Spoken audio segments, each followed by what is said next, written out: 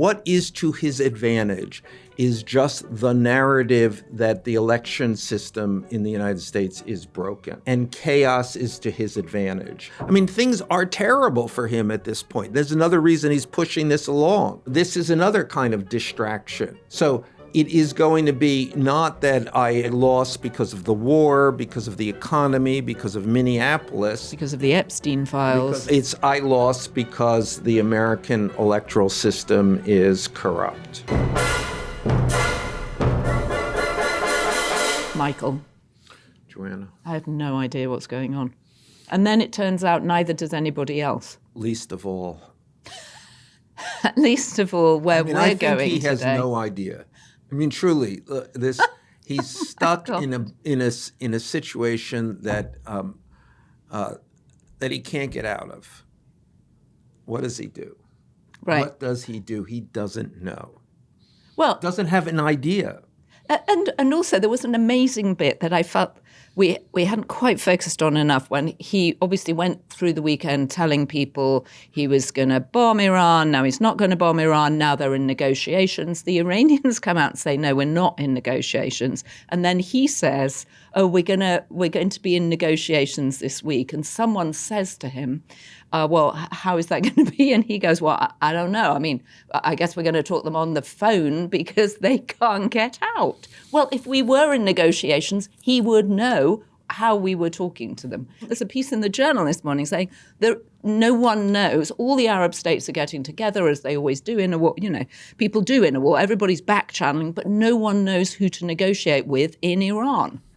Who is the person? And then in the middle of this, you have back again our favorites. Oh, yes. Witkoff and Kushner, who are really in this. All comes down to Witkoff and Kushner. We're in this war, no doubt, because of Witkoff and Kushner. We're going to get out of this war, if we're ever going to get out of this, because Witkoff and Kushner I like are the idea of Whitner. It's like a band. Yes, they put are their going to names make together. a deal. Yes. Or Kushkoff. Kushkoff would be better than Whitner. Jesus. It's a problem. But I tell you what's not a problem. I loved, and we'll come back to this, obviously, because we've got a lot to discuss. We're going to be talking Trump Iran, Trump elections, and incredibly, Trump and Elvis. It's insanity. Is there an off-ramp? Is there an on-ramp? Are we on the on-ramp? Nobody knows anything. But what I did love this week, and I want to give it a shout out, is your Substack, which is the beginning of your series on your relationship with Jeffrey Epstein. And there was a fantastic bit about how you meet him first, because you're given a lift on his plane to a TED conference in Vancouver. And there's just Monterey. Monterey. Okay, it used to be in Vancouver, didn't it? No, it was always in Monterey. Seriously? I thought the TED conference was in Vancouver. No, always. Okay, well, I've never been. The original TED conference, the TED conference is really broken into two. There was the original conference, and then it was sold, and then it became a kind of, whatever, an event for outsiders rather than an event for insiders, which it was before. And that was always in Monterey once a year.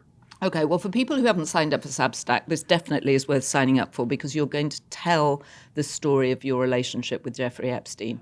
You begin by the fact that you meet him because you're given a ride on his plane by someone organizing a group of New Yorkers going to the TED conference. Exactly. And on the plane are various other players.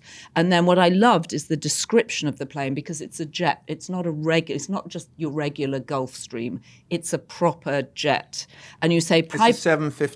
So it's a huge plane. It's a big plane. Yeah, it's a proper plane. No, and we come out because we're kind of let out, and there's all the corporate jets over there, and that's where we head. And then we're redirected to this plane, which is, on top of everything else, black. Right, so it's a black plane, and a big black plane. And everybody's sitting there. And I have almost been in situations like this. They're not quite to that extent, because I've usually known whose plane it was. But that thing of like, what are we all doing here? Whose plane is it? And then And you have always made the point that part of Jeffrey's success was having this incredible plane that people loved, and he would give people rides, and that was the bait to get people into his world. But everybody's sitting on the plane saying, whose plane is this? And then Geraldine Laban, who at the time is the head of Oxygen, the Oxygen Network. I don't know if anybody remembers that now, but it was a women's network, wasn't it? Yeah, I can't remember if she had already taken over, but she was famous for Nickelodeon.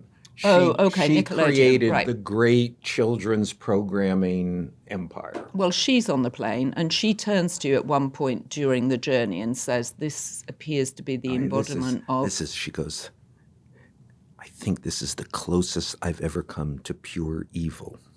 Well, how crazy that she sort of understood it. Maybe she felt the vibes. She did. I mean, all you felt there was the vibes. Okay, but there's a bit that I want to read because what you capture so well is that moment. So when was this? 25 years ago? Yeah. 25 years ago. So it was the beginning of the tech revolution, the beginning of the internet, all that stuff.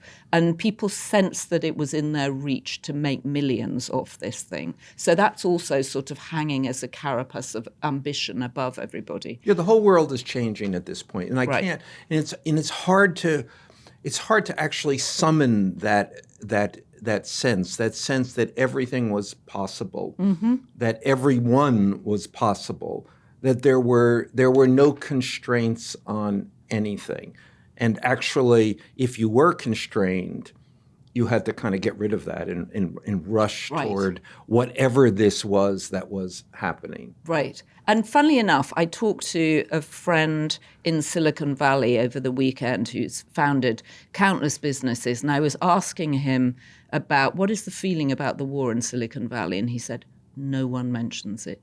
Only thing people are interested in is AI, how AI is going to change everything. It's all about data centers in the sky. He was furiously investing in data centers in the sky. But just that sense that in Silicon Valley, no one is paying attention to this war. It's all about the future. And you get the sense of that feeling again. There is a new boundary to be broken. And just remember that when people say all about the future, effectively what that means is it's all about the money. Well, I was just going to say, right, it's all about the money. All right, so I'm just going to read, it's a short paragraph, but I loved it. Private planes, those attended by decorators, specialty craftsmen and engineers with overhead bins removed, seating reconfigured into lounge areas and entertainment space, colour schemes of muted pastels, and on this one, a mirrored and lacquered bedroom cabin. We all peeked in. Certainly suggested excess, but this is the bit I loved. Also an experience that if you were trying to participate in the new world, you were grateful not to miss out on. And it's that understanding that you want to at least smell this and see this and be part of it. And then still, it was hard not to feel the unlikeliness and undeserved privilege of being here, and hard to summon the confidence that might seem to be required. It was just so not middle class. But there was a willing suspension of disbelief too. We were here after all, so that meant something, perhaps that we should be. And that sense of the future, you want to be part of it, and this is the gateway to it. Anyway, I thought it was a fantastic column. Oh, thanks. And then, I appreciate that. can we just mention the fascinating comment of so that there's a scene then with the Google founders who come skipping onto the plane because they're excited because they know a big plane is in their future. But then there's also another moment where you go on with Epstein. He offers you a lift because you're going somewhere else. And he says to you at one point, today's sponsor is a travel essential. It's called Saily, and it's one of those products I wish I'd known about, frankly, years ago. Whenever I'm traveling and I arrive at my destination, the first thing I do is try and get online, largely to check what's going on at the Daily Beast. Panicking about Wi-Fi is not a great way to start a trip, but this is where Saily comes in. Saily is an eSIM app from the security experts behind NordVPN, and it gives you instant, affordable data in over 200 destinations around the world at a fraction of what your carrier would charge you for roaming. Using it couldn't be simpler. Before your trip, download the Saily app, choose your data plan for your destination, turn on Saily's eSIM as soon as you arrive. You're immediately connected and you're saving money. Plus, you get safety features that help protect your web browsing and reduce data usage by blocking onerous ads, which can save you close to 30% on your data plan. More money staying where it belongs, in your pocket. To get an exclusive 15% discount on Saily eSIM data plans, download the Saily app. If you're listening, that's SAILY, or if you're watching, scan the QR code on screen now. Then choose your plan and use code BEAST at the checkout. That's code BEAST at checkout for 15% off your first purchase. All the details are in the podcast episode description box. And it's just... So on this, when on the way out, there's quite a number of, there's a dozen people or so, but he's going to L.A. and I had to go to L.A. for something, so I literally hitch a ride on that leg, and the only people on the plane are the three pilots, the three girls who have, and I describe this, have accompanied him, and they sort of act like the airline hostesses. It's completely unclear who they are and what they are, but they're back on the plane. And then Epstein and me, and that's the entire number of people on this 757. All right, so three pilots, three air stewardesses, who are the kind of girls dressed in black with long blow-dried hair that he has around him at all times, yeah. And you. And then he says to you, he says, we're just getting, situated, and you're kind of in this thing. What do I do here? Because this is, how do you comport yourself on this large plane that no one else is on? Right. And also there's always a special gratitude that's involved to someone who's giving you a lift on a plane. Yeah. And he says to me, and this is language that I've never heard before, and I don't really quite know what it means. One would know what it means from this vantage point, but from that vantage point, and this is the second. I mean, I've flown out with this guy, and this is essentially part of the first meeting with this person who I don't know. And he says the following. He says, "Do you want to ride back here in the petting zoo, or up front with the pilots?" Now, this is, I'm whipsawed by this thing, because I don't really know what the first thing that he said. What does that actually mean? Could it mean what it might seem to mean?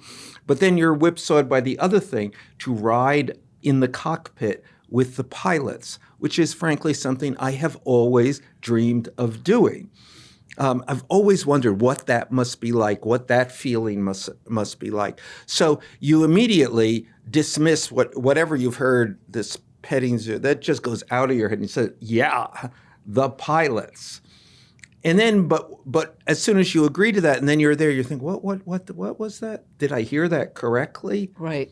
And then, but it doesn't matter, because you put it out of your head, because you are riding up in the cockpit, which is an experience that I've never had again. And an extraordinary experience.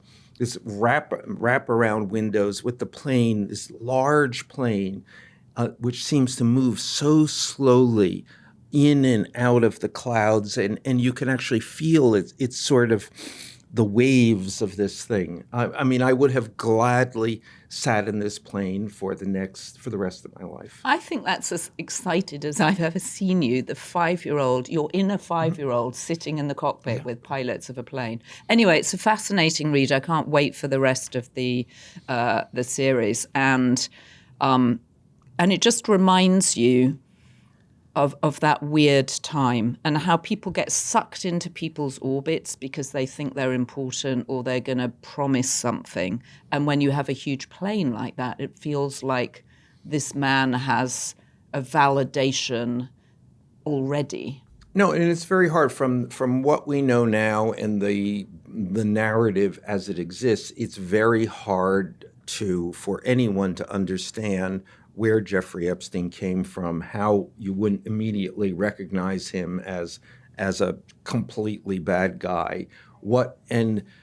And so to go back to the beginning of this story and then trace it through, I think my hope is the context, the story will make sense instead of from this point looking at it backwards. Now everybody says this doesn't make any sense at all. Right. But in fact, on the plane, you were beginning a relationship with a man that turns out to be, as you have said to me, the most diabolical man of the what century are we in? 21st century. Anyway, it's a fascinating read. And are we at war? Are we not at war? I think you mentioned Whipsaw, but there's such whiplash about what's going on. You know, I look out of the window, it's a beautiful day, the grape hyacinths are growing on my deck, the weekend was fabulous, and then you're like, but are we at war? Is this the beginning of something that could really spiral out of control? With someone at the center of it who no one has any idea what he's going to say next, including him. No, my 10-year-old at dinner last night, could this turn into a world war? I said, no, it couldn't. Okay, well, you have to say that to a 10-year-old, right? Yeah, I'm actually not sure that it could, because I mean it's this peculiar situation of, I mean, no one is going to come to the defense, to the Iranian defense. At the same time, and we have complete military supremacy over Iran, but at the same time, they seem to be in the catbird seat. They right, have, and now they're asking, they appear to hold all of the leverage. Well, how did Donald Trump get himself into this situation? Well, that's a rhetorical question. Right. Well, and I want to know what you're hearing from people that I know you've been speaking to, but also just that the derision he holds for other presidents for not having done this. And his comment, well, you know, one of the presidents, he told me that he wished he'd done this. Of course, they all come out and say, no, we didn't. And this fantasy land that he seems to live in is quite incredible. Yeah. I mean, it's a fantasy. You think that this is a fantasy, but the weird thing about this fantasy is the fantasy seems to change minute by minute. Mm-hmm. So it's not as if, you know, George Bush and the Iraq War, that was a fantasy, but it was a coherent fantasy. I mean, it all went a cropper, of course, but they were there. They had outlined this. They were just wrong in all of their assumptions. So, but Trump doesn't even seem to have any assumptions, and they could change. I'm sure they will change today. Where are we at this morning? This morning we're at he's going to negotiate, except he doesn't know who he's going to negotiate with, nor does he know what he's going to negotiate. What does he want? What would we take? What would they give? None of this is clear. I know. I mean, except that they have a stranglehold on the Strait of Hormuz, which could have been anticipated. We have Marines steaming their way there, maybe to hold the Iranians off. The Iranians are threatening to bomb all their neighbors again. We don't know we don't know how to break this stranglehold. Right. And incredibly, the Iranians appear to be, although we don't know if this is true because we don't know who's actually saying it on behalf of the Iranians, that they now want compensation, which is such a Donald Trump move, right? Remember when he was hustling the DOJ for $250 million for the hassle that he'd gone through during his period out of power at Mar-a-Lago? It was like, you guys owe me $230 million, a number he'd clearly picked out of his, well, wherever he'd picked it out of, his nose perhaps. But the Iranians seem to be giving it back to him. It's very likely that the result of this is that the Iranians will make money and will benefit from this. And will Jared and Steve make money from it?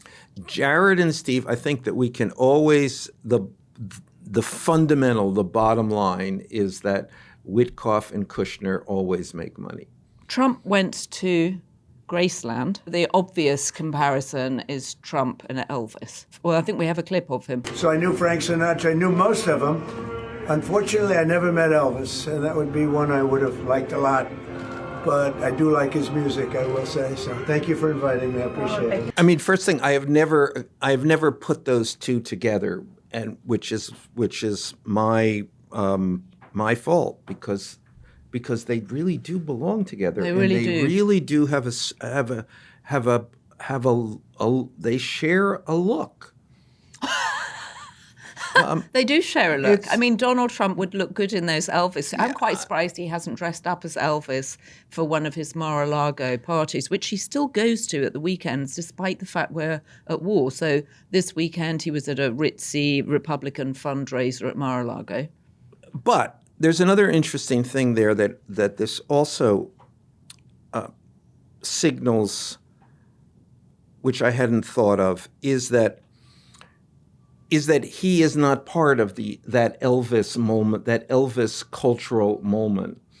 I mean, he is. I mean, what did he immediately went to Frank? Right. I mean, because he's much more of a Rat Pack kind of guy, and the Elvis thing actually at that the Elvis thing was kind of cratering as he was. So by the mid-'60s, Elvis was sort of out of it, to say the least. Sadly. And so he probably has never had any interest in Elvis, and he doesn't play Elvis on the plane. So Elvis is not on his mix. Right. Well, and he's a YMCA guy, which is the 80s, right? He's dance. Well, yeah, he's not doing the swivel hips of Elvis. He's doing the kind of that weird thing he does with his hands. So we're inside Trump's head. A big chunk of it is obsessed by the war. Or maybe not. That's, I kind of wonder about that. Is the war really holding his attention, or actually does he just want to get out of this thing? Well, and we're in week 4 now, too, which is a long time to hold his attention. Except that the thing that has held his attention, and it has been really the foundational point of his his entire political career, and still holds his attention and is back to the forefront of his attention, which is elections. Right, and that they're rigged. And this seems to me, I mean, his determination to try and get the Save America Act passed, and again he's hitching all sorts of things to it, as he did with the Big Beautiful Bill, is he creates a problem that doesn't exist. Then he seems determined to find a solution for the problem that doesn't exist, therefore creating chaos. Well, and also doubt in the American election system. Therefore also creating a narrative. So this is the drama, this is reality television. Right. So the reality television of it all is that the American electoral system doesn't work. Right. It doesn't work. It has all kinds of holes in it. So and that gives room to all kinds of fraudsters, corruption, and it's a threat to you, the voters. But here is Donald Trump saying, "I can save this. Only I can save Only this. I can save this." And it is the thing that if I don't win, this is why. Right. So it's also got from the beginning, just as even before the 2016 victory, he was on about they're going to steal it from me. Well, and the whole idea that he lost 2020 because he couldn't believe that he would lose against Joe Biden. And then he's also got these two extremes that he holds in his head as well, that he is the only person that can solve this because he's the most important person and only he knows how to make these decisions, and he knows more than anybody else. Something he's always saying, he knows more than the generals. And then this sense of it's all rigged against me. they're all out to get me, the kind of paranoia and the grandiosity at the same time. But do you realize how complicated this is to create this entire world, to live inside of this world, to occupy it, then to bring so many other people inside of it? I mean, he has brought, for one thing, he has brought the entire Republican Party. Now, all of these people in the Republican Party, every last one of them, 100% understand that the election the election system in the United States works pretty well. Mm-hmm. They understand that, they believe that, and they also understand that 2020 he lost the election. There is nobody who thinks otherwise. Right. So there is only one person, I mean, this is really kind of incredible, one person who thinks otherwise. And does he really think that, or does he just think that it's a good thing for him to create this drama? No, I think that you need to actually, in order to sustain this, in order to stay in character, mm-hmm. you have to believe it. And I have sat with the man as he has gone over these numbers. The numbers come out, you think, oh my God. He has no idea where these numbers come from. He has no idea what he's talking about. But nevertheless, he's in pig heaven with these numbers. And he's just made them up. He's just made them up, or he's heard them from somewhere. Somehow they have come to him in a way that he has come to believe they are legitimate and genuine. I do believe that he believes that the 2020 election was stolen from him, that he is absolutely the rightful winner. Now, nobody else, nobody in his family, nobody among his advisors, nobody in the leadership of the Republican Party. Nobody in the White House. Everybody saw. I mean, I was sort of around at this period, and you would just see one after another of the people in the White House. You know, they were just. That was the gesture. I was like, "Don't ask me," and then they were out of there. So, what happens when the bill doesn't get passed? You know, I don't know, and so the bill. From everything that we know, this bill cannot be passed. And this is the Save America Act, which is basically, it basically means that you have to show a significant threshold of identification. Right. And well, I think you need proof of American citizenship. Well, that's what I'm saying. It's not just, I don't even think it's just a driver's license. Right. It's passports, it's birth certificates, it's a whole threshold here, which an enormous number of people in this country can't get over. Very few people actually. The numbers of people who actually in America who actually have a passport is its own peculiar kind of scandal. Right. That is to say, very few people have a passport. Right, and lots of women change their name when they get married, and then you have to find your marriage certificate, you have to find your original birth certificate. The whole thing is a nightmare. No, so and it is. You're right. There is no problem here. There is nobody is making any kind of credible accusations that the American voting system is rife with non-citizens, in this case, non-citizens voting. Nobody. Right, but what an interesting and cynical and frankly horrifying thing to do, to try and get at the very center of democracy by saying it's rotten to its core, all sorts of illegal people vote, the results are not valid. It's hard not to think. Well, let me. There have always been rules about who can vote, right? And they go from the unacceptable and ridiculous at times in American history to the procedural and the procedure here. And if you say to people, "Well, do you think?" and that's what they do. they say that's the question. Well, do you think that only American citizens should be allowed to vote? And then everybody says, yeah. But that because only American citizens are allowed to vote. Right. But the insinuation, obviously, is that people, all kinds of people who are not American citizens are voting. Okay. Well, and specifically the Democrats. He keeps saying the Democrats want all sorts of illegals to vote. Yes. So, but this is so you set that up.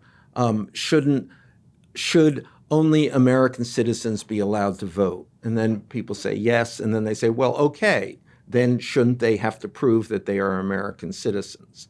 And there is some vague logic to that, of course.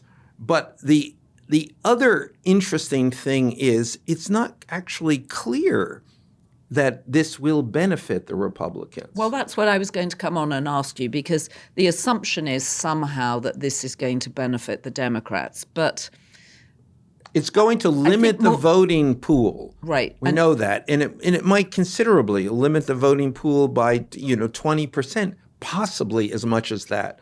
So, but it doesn't necessarily mean that it is going to limit the Democratic voters, although the Democrats are afraid of that. And there is a certain degree of logic. And I'm trying to think actually what the logic is, and I think the logic is young people. It will most stymie a set of groups: young people, black people. Well, and also, as Donald Trump, he says he loves the uneducated. Uneducated people are less likely to have a passport, and they're probably less likely to be able to access their documents. It's a bit of a generalization. But it is because there's a lot of there is more uneducated people or people with fewer have had fewer years in school. Let's not call them uneducated. People who have had fewer years in school. I was using his name, his word for it. Are more likely. I love the uneducated. I love them. I love the uneducated. I'm gonna make a plea that you don't do Trump imitations fair anymore. Enough. I just don't want to give him the benefit of an English accent. But more people with fewer years of schooling are more likely to vote for Donald Trump. Okay. So what does that mean? And I think what this means is it's just what is to his advantage is just the narrative that the election system in the United States is broken. Yep. And chaos is to his advantage.